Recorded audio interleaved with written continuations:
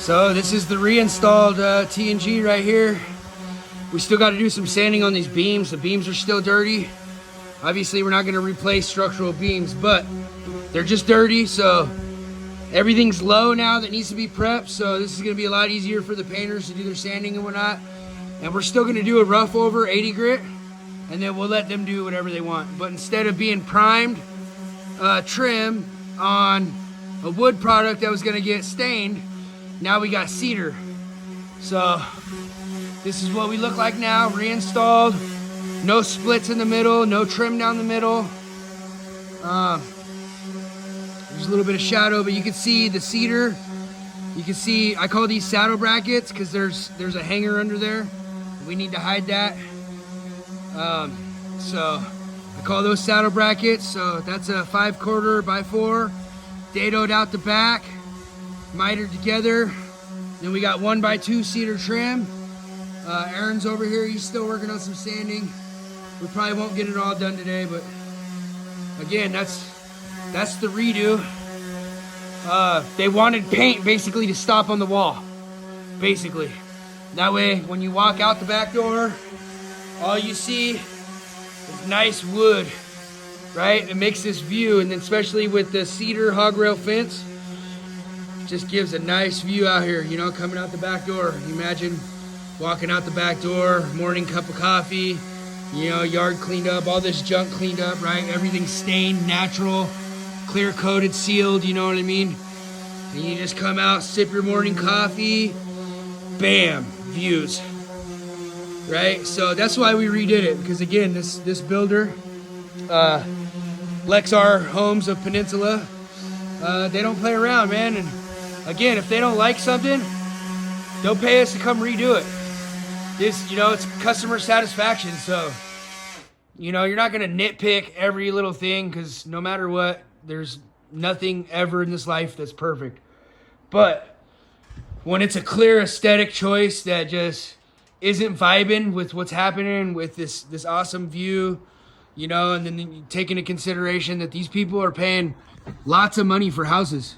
You know, this is supposed to be their dream home.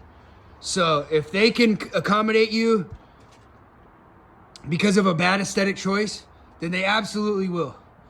And I don't know if in this video you could see the real difference, but before there was that piece of trim that went up the middle, and when we removed that, it left a bunch of bleach. It left a bleach mark from the trim up there.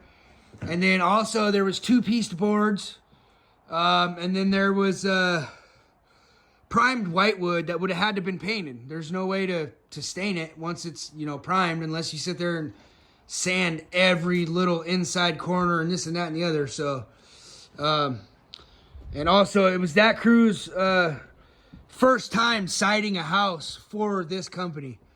So anytime you're coming to work for a new company, there's always little inconsistencies that are going to happen, and you make those corrections as you go. As you start to learn that builder's process, you know, what they usually want to see. So again, it's not that anybody did anything wrong, and we weren't downplaying anybody's work. The siders who sided this house, I love their work. They're super fast. They're way faster than me. That's to be honest with you. But speed's not really my gig. You know, what I'm shooting for is straight 100% top-notch work. And again, the internet, they're going to try to pick apart every little detail and whoop-de-whoop-de-whoop. And they're going to be like, oh, you don't know this. But the truth is the name of my company is Big Bad Builder. We're not big bad framers. We're not big bad siders. We're not big bad painters. We're big bad builders. And we learn fast, like super fast. And there's pretty much not anything that we can't do, especially if we just practice once or twice, that we can't keep up with any other crew. And I know that sounds a little bit cocky. I don't care. Because when you hire me, you don't want some weak, timid contractor. You want a big bad builder. And that's just facts. And that's what I provide you.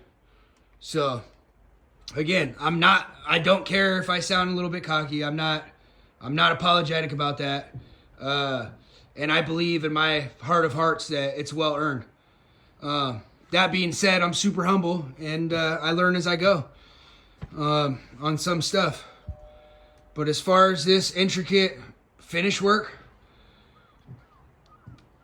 we're good to go. Decks. Again, we didn't actually surface this. We framed 90% of the deck. And then my brother came through and he did the surfacing and the rails. But this is right on par with our work.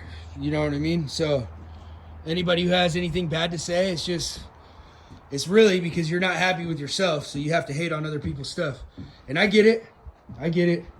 And then also, you know, you're like, oh, you're trying to look good by picking apart other people's work. Nah, that's not really the case. The case is that we can't let hack work slide while we're trying to make money to provide for our families. So if someone's doing super bum stuff all the time, then we have to nitpick them eventually, because it messes up our wallet, you know. And if you're messing up our wallet, you know, I got a lot of kids to feed, man, and I'm not playing about my money. So, you know, I'll cover your back end once or twice.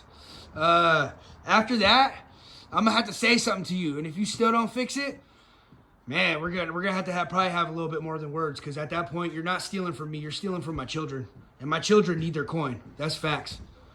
Anyways, enjoy this view of our work, enjoy this view of the Hood Canal, and hopefully you guys have a good day. Thanks for watching our videos.